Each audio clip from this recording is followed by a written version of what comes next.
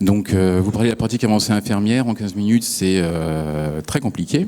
Bon, je vais essayer quand même de répondre à ça. L'idée, c'est de vous présenter rapidement ce que c'est la pratique avancée infirmière en France, où on en est aujourd'hui dans le développement de ce nouveau métier et quels vont être les liens avec la recherche. Donc, je vous dis, je m'appelle Jérôme Morisset, je suis infirmier diplômé d'État.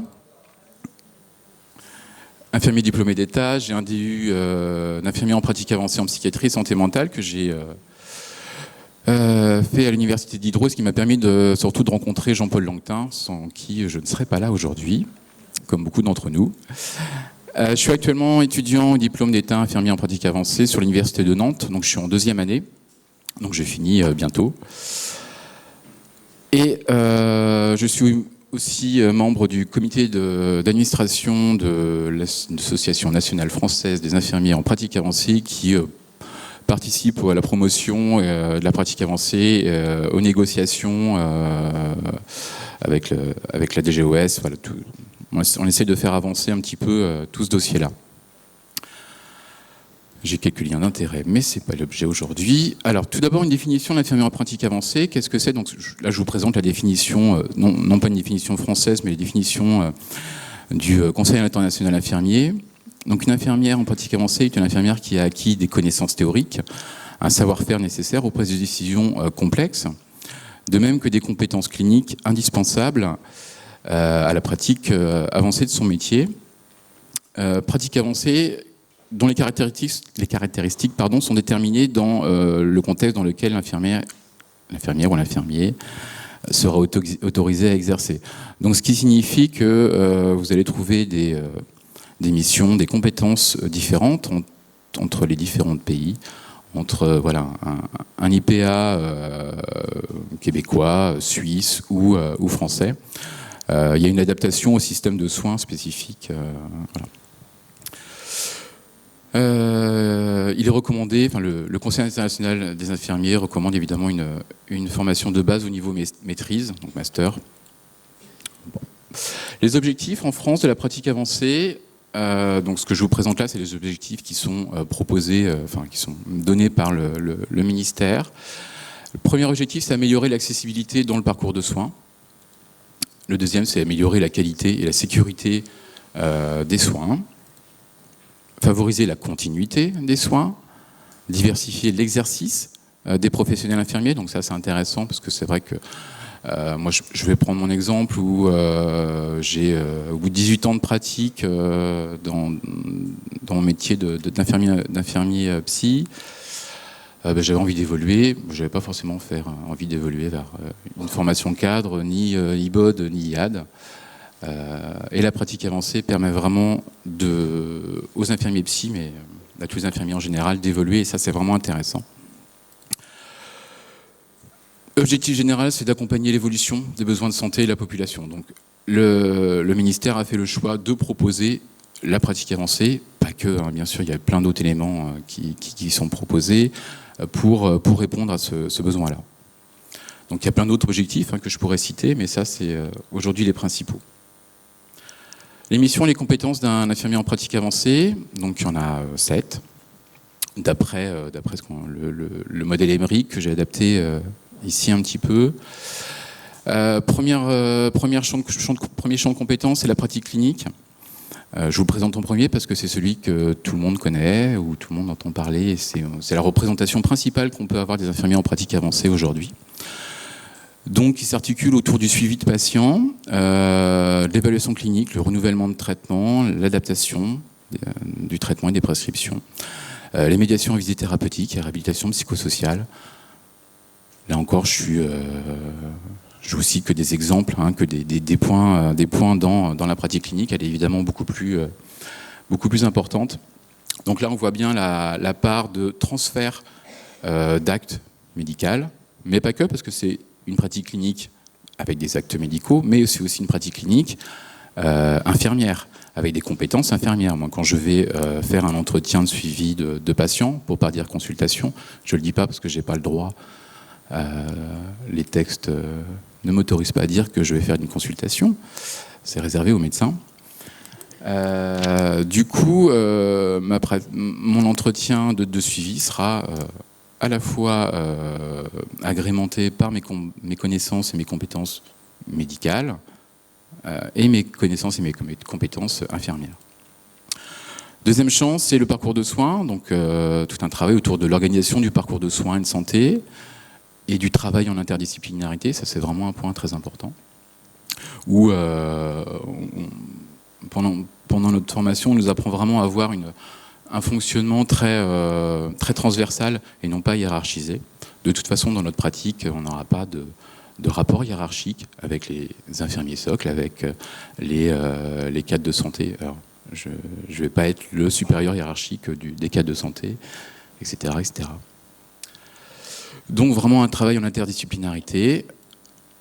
Deuxième point, c'est la prévention et l'éducation. Donc on sera habilité à concevoir des programmes d'éducation thérapeutique et à les mettre en place. Évidemment, mettre en place des actions d'éducation à la santé. Cinquième champ, c'est la formation. Donc là, c'est tout un champ d'accompagnement des équipes, des professionnels, des étudiants, mais aussi des usagers. Donc tout d'abord évaluer les besoins de formation, concevoir et mettre en place des actions de formation. Champ suivant, c'est l'amélioration des pratiques.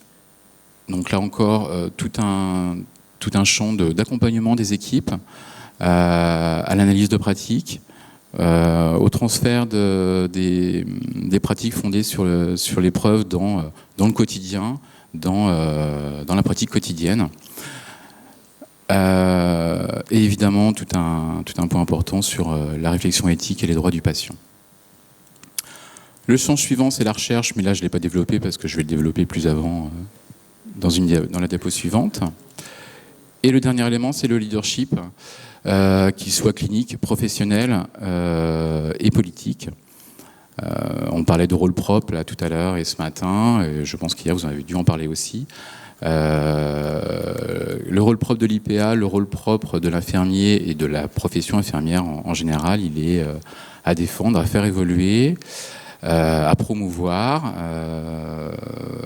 à tous les niveaux, que ce soit au niveau local, national et évidemment international. Et on nous apprend à faire ça. Et je suis très content, franchement, c'est tout un champ que moi je ne connaissais pas, le leadership. Et c'est vraiment... moi je me rends compte aujourd'hui que ça fait vraiment bouger les choses. Ça permet vraiment de faire avancer les choses à tous les niveaux. Donc c'est une compétence, ou en tout cas une mission vraiment importante. En France, aujourd'hui, où on en est, un petit état des lieux. Donc, il y a aujourd'hui 116 IPA qui sont déjà diplômés. Donc, c'est des infirmiers qui avaient un master de sciences cliniques infirmières ou de sciences soins paramédicaux, je ne sais pas, là, il y a eu plusieurs dénominations. Donc, qui ont fait une validation des études supérieures. Donc, ils avaient juste à valider certaines UE. Et ils sont sortis, ils ont été diplômés en juillet de l'année dernière. Et ils exercent pour la plupart aujourd'hui, non sans mal. Je vous expliquerai un peu plus tard pourquoi. Il y a du coup aujourd'hui aussi 888 étudiants, dont 162 en première année, donc on voit une évolution de la proposition. Juste un petit focus en psychiatrie et santé mentale, il y a aujourd'hui 3 universités qui proposent. Juste pour vous dire, en fait, c'est un master, c'est un grade master 2. Donc la première année, elle est générale. Et après la spécialisation, le choix de la mention se fait en deuxième année. Donc aujourd'hui, il y a 27 étudiants qui sont en deuxième année, qui ont vraiment choisi, fait le choix de la mention psychiatrie et santé mentale. 22 universités aujourd'hui qui le proposent. L'année dernière, on était à 12, je crois, 12-15, entre 12 et 15. Certaines universités ont fait le choix de se regrouper pour proposer cette formation. Ça va être le cas notamment dans le coin de Lyon, Clermont-Ferrand, Saint-Étienne et Grenoble, c'est ça ? Pardon ? J'ai pas compris, excuse-moi. Je crois qu'ils le proposent. Ils vont le proposer à Lyon, il me semble, ouais. Dans les 22, non. En fait, les universités, toutes les universités qui proposent cette formation, ils ont l'obligation de ne proposer une seule mention, c'est la mention PCS, polypathologie chronique stabilisée. Les autres mentions, ils ont le choix. Bon. Après, c'est aussi fonction des demandes des professionnels. C'est évidemment un marché, l'université, la formation. Il y a beaucoup de demandes en psychiatrie et santé mentale aujourd'hui, beaucoup plus qu'en néphrologie, par exemple, qui est une autre mention. Donc, il y a de grandes chances que toutes les universités, à terme, le proposent. Là, aujourd'hui, il y a 3 universités qui le proposent, elles ont fait le choix de proposer très tôt. Moi, quand je suis rentré en formation l'année dernière, la mention psychiatrie et santé mentale, elle n'existait pas encore. Donc c'est pour ça qu'on est si peu nombreux aujourd'hui. Ouais, j'avais flairé le truc. Ouais. J'ai croisé les doigts très fort. Non, en fait, tu vois, comme je fais partie de l'association, ça me permettait de savoir où en étaient les négociations. En fait, la mention psychiatrie et santé mentale devait être démarrée en même temps que les 3 autres mentions. Et en fait, pour des raisons que je n'évoquerai pas ici, ça a été retardé d'1 an. Bon, pour des choses plutôt bien au final, parce que ça a permis d'évoluer sur certains points intéressants. Mais voilà, donc je savais, il y avait de grandes chances que de toute façon ça se fasse. Voilà. Le pouvoir. Après, la volonté politique, elle était vraiment là. La volonté du ministère et de la DGOS était vraiment là. C'est pas là où il y a eu des blocages. Et on le voit bien aujourd'hui. Cette volonté politique, elle existe encore. Notamment on le voit par le fait qu'ils vont ouvrir la mention urgence, IPA urgence, donc là qui est en négociation actuellement, la formation devrait ouvrir au mois de septembre l'année prochaine. Il y a de grandes chances que toutes les universités le proposent. Donc je ne sais pas, ce sera intéressant de voir l'évolution par rapport à l'année prochaine. Le nombre d'IPA en psychiatrie et santé mentale l'année prochaine devrait être assez important, et le nombre d'universités du coup qui le proposent évidemment aussi. Donc voilà, comme je disais, il y a plusieurs mentions. Donc aujourd'hui, il y en a 4. Pathologie chronique stabilisée, qui regroupe un ensemble de 8 pathologies qui va du diabète, BPCO, maladie cardiaque stabilisée, voilà, un ensemble de 8 pathologies que je ne maîtrise pas très bien parce que c'est pas du tout mon champ. Oncologie hémato, néphrologie, transplantation rénale et psychiatrie santé mentale qui est la dernière. Donc urgence qui va s'ouvrir. Il y a des négociations qui sont en cours sur médecine du travail, médecine scolaire, ils aimeraient bien aussi, IPA en géronto. Voilà, c'est ce qui a, au niveau actualité, c'est ce qui est le plus évoqué en tout cas aujourd'hui. Je ne sais pas si ces mentions ouvriront un jour. Voilà. Géronto, il y a beaucoup de pression pour que ça ouvre en tout cas. Donc voilà où on en est aujourd'hui. À suivre. Ce qui va être intéressant en fait, c'est que voilà, à la fin de la deuxième année, enfin au mois de juillet, on va avoir quand même un nombre assez important d'IPA qui vont commencer à pratiquer. Donc l'année prochaine, je pense qu'il y aura sans doute un retour ici au 7e rencontre de la recherche en soins psy, et on verra l'évolution et on commencera à avoir des éléments concrets de mise en pratique. C'est ça qui va être intéressant. L'implantation de la pratique avancée en France, il y a évidemment un cadre réglementaire. Je suis bon au niveau du temps ? 5 minutes, ouais, c'est bon. J'aurais même fini avant. Un cadre réglementaire, donc aujourd'hui il y a 4 décrets qui existent et il y a 6 arrêtés. Donc ça c'est bien, on a un cadre réglementaire qui définit vraiment ce qu'est un infirmier en pratique avancée, quelles sont ses missions, quel est son champ de compétences. Il y a une formation qui est diplômante, donc c'est un diplôme d'État, qui a un grade master. Pourquoi c'est pas un master ? C'est une question que je vous pose. Hein ? Ouais ?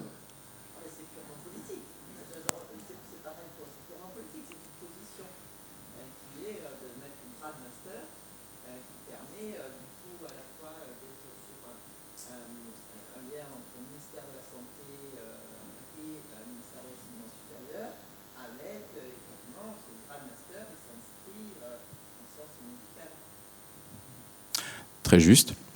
Il y a aussi... non, mais oui. Bon, on en discutera après. Il y a aussi le fait qu'il n'y a pas de discipline infirmière aujourd'hui en France, qui est en cours, on est bien d'accord. Et Non, je ne sais pas si Anne Muller est toujours là, peut-être qu'elle pourrait nous en parler. En tout cas, nous c'est ce qu'on espère, hein, c'est que par le biais de la mise en place de cette discipline, qu'on soit plus un grade master et qu'il ne soit plus un grade licence non plus pour les infirmiers SOC, mais qu'on évolue vers un master. En tout cas, la formation, elle est de type master. Le statut, il y a encore quelques questions auxquelles on n'a pas les réponses. C'est le rapport hiérarchique avec cadre sup, directeur des soins, médecin éventuellement. On me pose régulièrement la question, est-ce que votre chef, ce sera le médecin? Donc la réponse est non, ça c'est très clair. Le médecin oriente un patient, va nous orienter un patient, qu'on va suivre de manière autonome et avec une responsabilité légale propre. Hein. Ça, c'est très clair. La grille indiciaire de la fonction publique, elle n'est pas parue encore, donc je ne sais pas combien je serai payé quand je vais commencer à travailler, même si j'ai quelques idées. Elle va paraître fin du premier trimestre de cette année, donc ça, c'est intéressant. Donc ça, c'est pour l'exercice dans la fonction publique. Pour les infirmiers libéraux, c'est déjà paru, donc il y a l'avenant 7 qui est paru au début janvier, je crois, c'est ça, avec un modèle économique difficile, très difficile.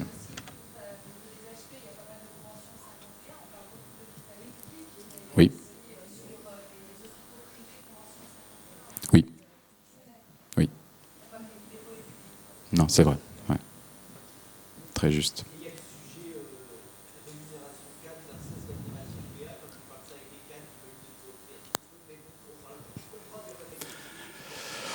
Oui, effectivement. Est-ce qu'un IPA peut gagner plus qu'un cadre? Est-ce qu'un IPA peut gagner plus qu'un cadre sup ou comme une sage-femme? Il y a plein de questions. L'idée, c'est pas d'opposer. L'idée, c'est d'avoir une rémunération juste en fonction des compétences, de la responsabilité, évidemment, et de la pratique, du niveau, qui tient compte, évidemment, du niveau de formation, bien sûr. Bon, on verra ce que donne la grille. Ouais. Mais on va passer sur le sujet. Mise en place et accompagnement, donc il y a besoin de beaucoup de communication, de pédagogie, évidemment, et d'évaluation. Il faudra aussi tenir compte des évaluations de la plus-value que va apporter la pratique avancée sur le terrain, que ce soit pour les patients, mais aussi tout au long au travers du système de santé français. Le dernier point important, IPA et recherche. Donc quels sont les liens? Pour moi, il y a deux éléments importants. Première dimension, c'est l'acculturation de la recherche aux équipes soignantes. Donc utiliser les données probantes EBN et EBM, donc les données probantes médicales et infirmières, dans la pratique de tous les jours. Donc ça commence par ça, c'est utiliser ces données probantes dans la pratique. L'infirmier en pratique avancée doit utiliser ces données probantes. Doit accompagner la réflexion des équipes médicales et infirmières sur la base de ces données probantes. Accompagner les équipes infirmières à problématiser des problèmes de santé, des problèmes de recherche en santé. Le deuxième champ, c'est la production des savoirs scientifiques, où là, l'IPA va pouvoir participer à des travaux de recherche infirmières et interdisciplinaires, proposer et identifier des projets de recherche et éventuellement poursuivre un doctorat en sciences infirmières ou autres, ne restons pas fermés. Voilà, ça c'est un point intéressant. Le grade master nous permet d'évoluer vers un doctorat. Voilà, j'ai terminé. Je vous ai mis à la fin du PowerPoint une bibliographie qui, en fonction de vos besoins, répondra soit de manière très générale ou soit de manière très précise sur les éléments de la pratique avancée en France. Merci Jérôme.